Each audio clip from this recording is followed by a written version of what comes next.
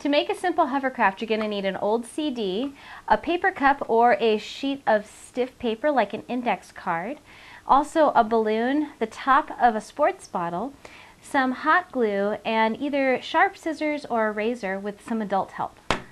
You're also going to need to find a tack. And the first thing you want to do is close the top of the water bottle and using a tack, pierce 3 or 4 holes all the way through.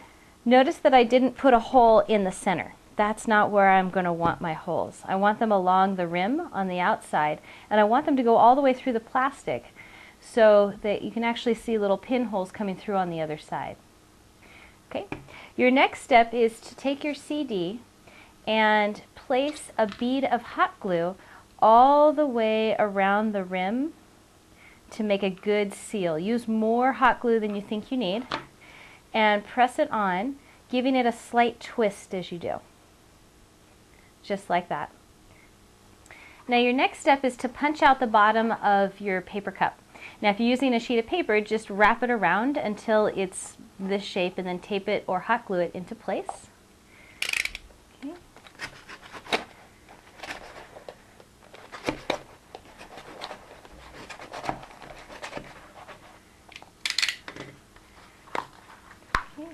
And remove the end and throw it away. Your next job is to blow up your balloon.